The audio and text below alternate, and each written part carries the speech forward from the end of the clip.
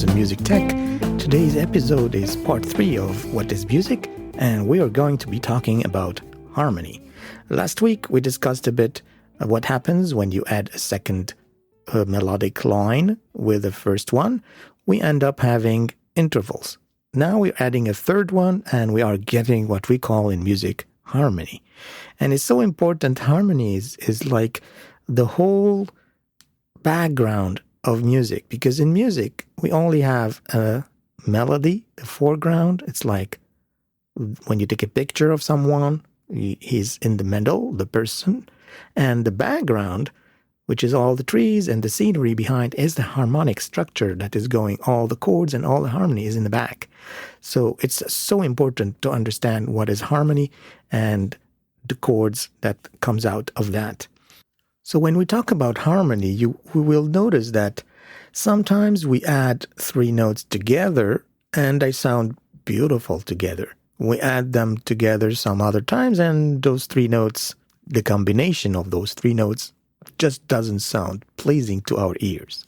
So we started to observe and study to see what is the reason for that, and the birth of music theory and the fundamentals of that all came out from observing. In the old times, people started to make rules of what you can do and what you can put together as 3 notes, and then it expanded to 4 and 5 and 6 and more. But usually it's 3, 4, and 5. That is also almost the maximum. If you have more notes, it's basically a repetition of the same notes. So the fundamental chords that we have in harmony is just 3 notes. I won't be discussing the theory of it right now. We will just be talking about what we perceive as humans that's pleasing. What is the combination pleasing for us? Being pleasing or not is usually attributed to the relation between the vibrating strings or vibrating notes, sounds, pitches. So we find that by analyzing why 2 notes that sound together are pleasing or not pleasing, it came down to some mathematical relationship between those 2 waves and their length and how they vibrate and interact together.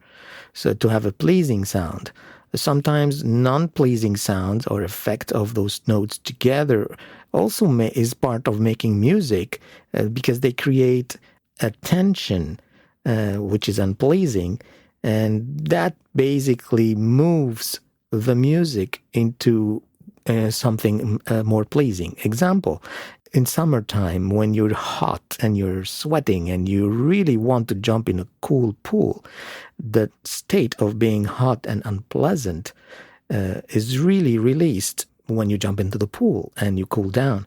If you weren't hot and not comfortable in the hot summer, jumping in a pool may not be as pleasing. So we're using the same thing in music. We are giving you some pitches that together sounds disturbing. If you just listen to them, they are annoying. They're not pleasing.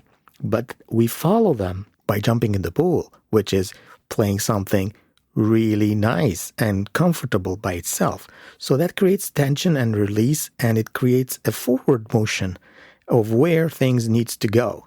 There's some intervals in music in the old days that was so annoying that the church or the musicians at the time, they forbid you to play. They call it the evil. It was the evil sound. It's so dissonant, and it was forbidden to play. You just can't play it. It's from the devil. So that's the tritone. The tritone was forbidden to be played in church, by the church. Because it's so unpleasing. In today's music, of course, intervals are used, as I said, in jazz specifically. There's a lot of tensions, a lot of extra notes, extensions for the basic chords, which are basically just 3 notes. We add 4th, we have 7th, we have many combinations. They're just like salt and pepper on your basic chords, which are only 3 notes. So don't forget that sometimes when it doesn't sound good, if it's in a different context, it will still sound good. It's the same as you won't just eat an onion or just drink hot sauce by itself, but when you include it in your dish, it adds a lot of taste, and it's needed. Exactly, same thing, those passing, sometimes we call them passing notes, which are not pleasant as an interval between the notes before, or the chord that is dissonant with each other, with the previous one, creates, as I said, some tension, creates some motion, some movement towards something else that is jumping in the pool, example. So now that we understand a little bit what is a chord, let's talk about putting chords one after the other. And that's what we call a harmonic progression. And this is a sequence of notes, again, but with a specific purpose. And again, they analyzed the way things work, and they found out that certain combination of chords sequence is pleasing. And every piece of music have an underlying chord sequence. And that, by the way, is not copyrighted. That means you can take any song chord sequence and use it for yourself and write your own songs. There's hundreds, thousands of songs that are using the exact same chord sequence.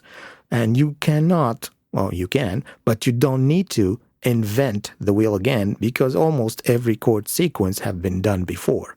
And really what people comes out with, I invented a new chord, and you don't really invent a new chord sequence, it's all been done. You invent some voicings. That means the chord itself, structure, could be a little bit different and sounds unique and new and fresh. And because you did it in a certain way, it gives a certain signature. Maybe also the melodic line that is implied inside the sequence of those chords. You also may think that you came up with something that was not done before. But as I'm telling you, all chord sequence have been done before. And there, if you go online, you will find libraries and libraries of chord progressions. So, of course, the most important part of a song or a music is the melody. It's the forefront. I said it's when you took a picture of a portrait, you have the person, that's the person in front, that's what you're looking at, that's what attracts your attention, is the main melody, the main line. The background, which is the chord progressions, are just the background. You need a background or else it will sound very empty.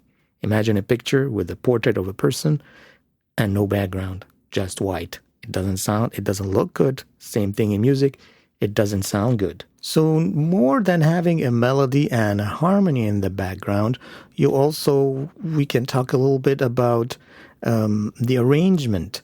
What does that mean? That means in classical music, you can take a simple melody, a simple chord sequence, and then you can orchestrate it. That means which instruments play what and when and how. So all of this comes together and it's organized in a nice way and gives you this humongous, amazing feeling of orchestral music. When we talk about pop music or jazz music, we talk about arrangements in jazz especially. In pop, we call it about production, because you produce a song, that means you are going to arrange things in a special way, introduce different sounds and different harmonic structures here and there that will give a specific result at the end for a pop song. So that's what the jobs of the producers are. And for jazz, arrangement, for classical is orchestration, which is almost the same thing. Especially in electronic music, we're really using the same principles somehow, but to give a structure and beauty to the sound, and ear candy sometimes by adding effects and sound design elements in the song. So you can have the same melody, but because the structure of the chords behind it is changing, the whole feeling and the mood of the piece of music is going to be different.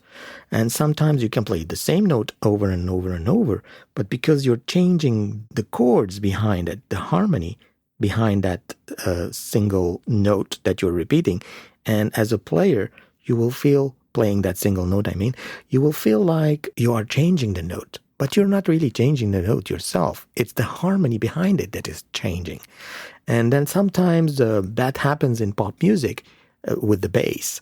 Sometimes you'll see that one bass note that is changing in the background will make everybody feel that there's a structure, a chord sequence that is going, because the bass player usually is playing the lowest note in all of that, and usually the lowest note defines the harmony of what's going on in the piece of music. So today, coming towards the end of our episode, we discussed a little bit about what's harmony and how tension and it moves and all that. Next week, we have our final What is Music episode, and we will be discussing how does all of this touches you and moves you. We'll see for next week how that works. Thank you and see you. Take care of yourself. Bye-bye.